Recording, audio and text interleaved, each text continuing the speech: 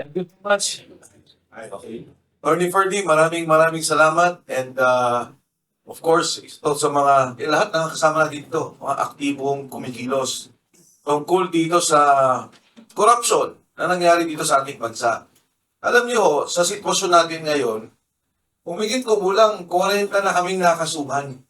Sa flood control scandal, ang nakakasuhan pa lang, at least the prominent names, 6. Kasama na ho dyan si Alcantara, si Bernardo, at saka si Bryce, na naging state witness pa.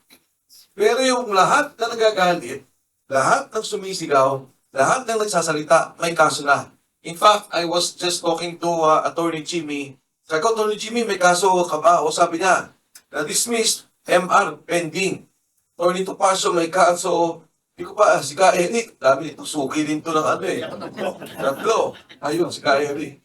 So, ang punto ko dito, itong mga taong itong lahat, wala naman kaming ginagawang sasabihin mong illegal. Kung hindi nagsasalita kami at galit kami sa korupsyon. At tingin ko, kami ay kumakatawan sa sentimiento ng lahat, hindi lang marami, ng lahat ng Pilipino na gusto ng hustisya, na gusto makulong ang mga nagnakaw at gustong maibalik ang perang ninakaw sa ating bansa. So kung titignan po natin sa ngayon, grabe ang naging SWS survey.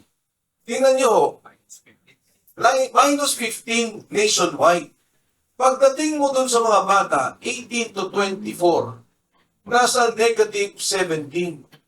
Yung 25 to 40 ay nasa 40%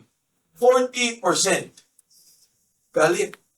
Pagdating, sabi nila, ay kayo lang mga galit, yung mga bobo ang nagagalit sa gobyerno. Alam nyo, sa mga college graduates and those that have higher degrees, higher learning, nasa negative 37 ang galit.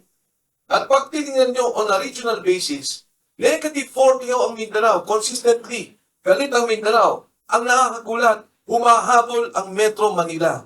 Negative 31% ang Metro Manila. Tinalo na ng Metro Manila ang Visayas. Bakit o ganito ang survey? Dahil galit ang tao. At yung galit na yan din ang nagpapakita ng suporta sa Senado, sa 13 senators of the majority of the Senate today. Bakit? Hindi ho dahil sa impeachment yan. Walang problema ang impeachment. They don't have the numbers and they cannot impeach Vice President Inday Sara Duterte. Hindi ho yan dahil sa Constituent Assembly. They don't have the numbers at hindi nila kayang baguhin ang saligang batas. Yan po, ang away sa Senado ay dahil sa Blue Ribbon Committee. Yan talaga ang nagiging away. At yan po ay dahil sa ayaw nilang ilabas ang 18 Marines. Yung sinasabing delivery 3 times a week, minimum 500 million, maximum 4 billion pesos. Huwag lang natin isipin, yung maximum 1 billion per delivery na lang. Sa isang buwan, 12 billion pesos ang nawawalang pondo ng ating at ninakaw sa kaban ng ating bansa. Ayaw ng Blue Ribbon Committee na magsalita at ipatawag si E.S. Bersamin, si Secretary Pangandaman, si Yusek Adrian Bersamin, Yusek Raigip Olaybar. Yan yung 8 billion na nanggaling mismo kay Senator Ping Lacson. Ang sabi niya, niloko daw ang presidente, batay sa sulat ni Yusek Bernardo. At ang sabi niya, yung 8 billion, nasa 4 na taong to. E di pagsalitay natin, pakinggan natin kung anong sasabihin. Ayaw po nilang mapatawag si Mark Teksay at si Paul Estrada, dalawang assistant ni Saldico, na may ledger. Maganda po yung ledger na yun. Hindi lamang kung saan binigay, kundi kung saan nanggaling ang pondo. Ang sabi nga sa akin ni Saldico, during one of our conversations, nung nag-usap pa kami, Attorney Ferdy, ang sabi niya, alam mo, sabi niya, Idol, mas malaki pa nga doon sa mga road Yung safety road projects, ang bigayan. Yung netting, sabi niya, ang laki ng bigayan dyan. Ayaw nilang ipatawag si Manny Buluan na dapat magsalita dahil sinabi siya yung humawak ng 30 billion na nag-ayos doon sa 100 billion na pondo na ibinigay ni Saldico. Ayaw po nilang marinig si Saldico.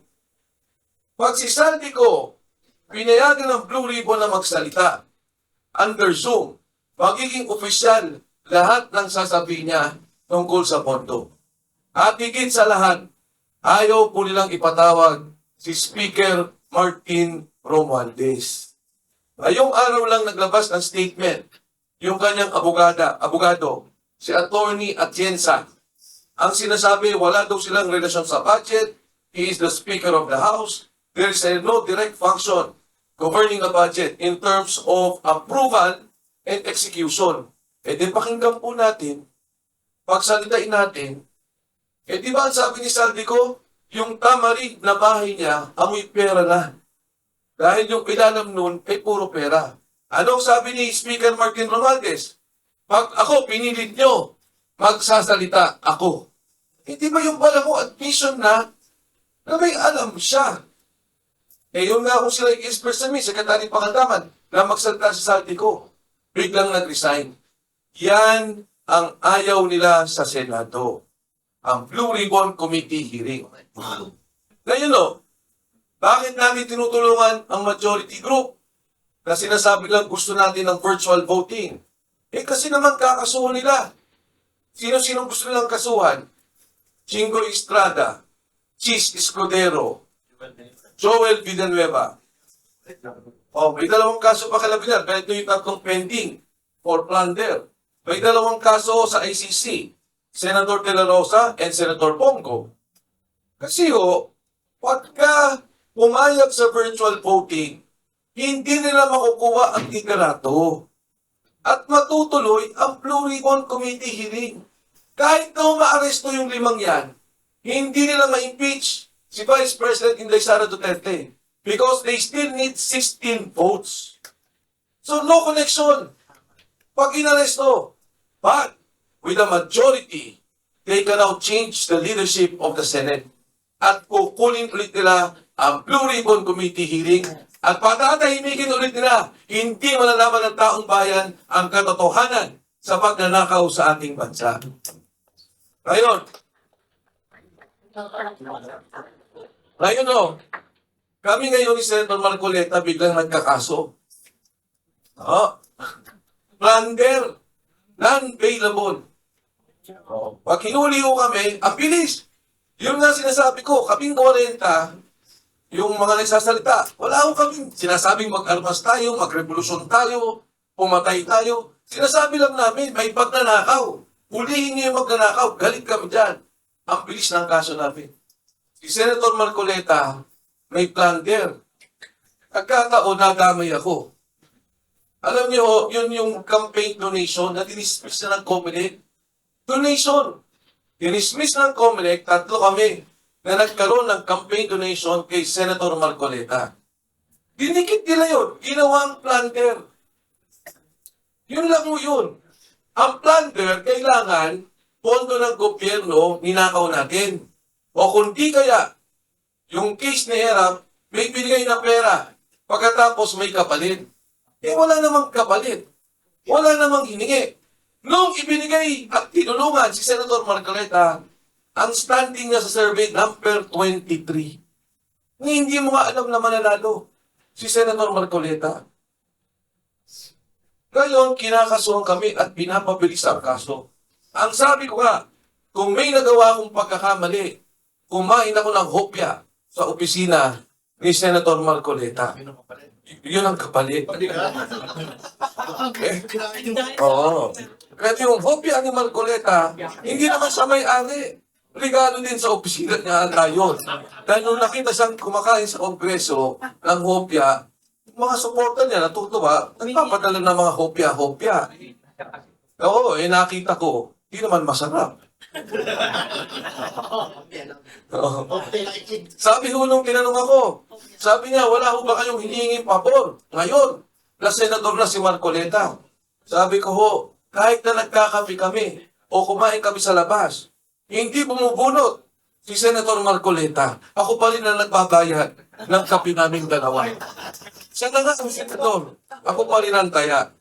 Ganyan ang klase na nangyayari sa atin ngayon. Ang sabi nga nung una, silent martial law. Pero ang katotohanan ho, ang mas tamang term daw ay undeclared martial law. Kaya ho kayo na nandito ngayon, yung mga vloggers, damay na rin kayong lahat. Alam niyo yan, binalikan na kayo ng NBI. Ha? Ayan, magkakasama na tayo. 40 ho ngayon ang kinasuhan. Dito sa aking kaliwa, sa aking kanan, may mga kasunguto. At wala kaming naging kasalanan kung hindi ilabas lang ang sentimento ng ating bansa. Ilabas ang sentimento ng taumbayan. Yung korupsyon, imbestigahan, ikulong ang mga nagnakaw, at ibalik ang pondo ng bayan. Hindi kami matatakot, hindi nyo kami matatakot, at kami patuloy na lalaban. Magandang umaga po sa inyo lahat. Yes. Yes.